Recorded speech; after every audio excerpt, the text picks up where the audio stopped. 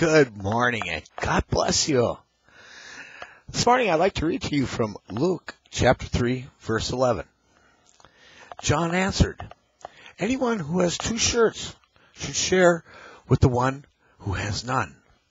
And anyone who has food should do the same." This morning I'd like to share this story that I came across. It's about a homeless man named Mike. I saw it on a website, and it hit me. What can happen when, through God's grace, when one of his children show loving and caring for someone less fortunate? Yeah, this story goes like this. This is a true story. There was a homeless guy who my dad would always see walk by his store. My dad would always give him food and whatever he would need. I remember one year on Christmas Day, my dad and I went out to find the guy, Mike, and give him a Christmas gift. This went on for a couple of years. One year, my dad needed a sign guy to hold on the street corner. He found Mike and gave him the job. He was a good employee, always on time. He worked for us for a couple of years, and my dad slowly learned more about Mike. He was a skilled AC repairman and had a series of bad events that ended up making him homeless. After working for my dad for a year or two, my dad found out that one of his friends who managed a nearby apartment complex needed a repairman to take care of the AC and other jobs.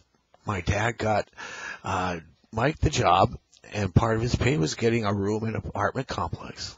Last I heard, he was doing a great job. Now that's great. You know, going out there, showing love and compassion and helping him out. And the end result was tremendous. The other day, I was asked about, the homeless situation in our country.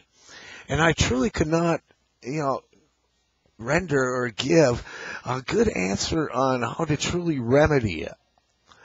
But if, we look at this story about Mike, and if we show love and compassion for those in need through God's grace, we could be taking a tremendous first step toward dealing with that issue.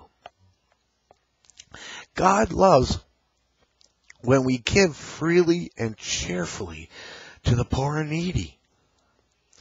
God beams in delight when we do this in His name. When such acts of kindness are done in faith from a principle of love and with a view to the glory of God, they are fruits of grace. We are all members of God's family. So it only makes sense that we should be there when one of our brothers or sisters are facing those hard times. May God's light shine upon you, my friends, and you stay frosty out there.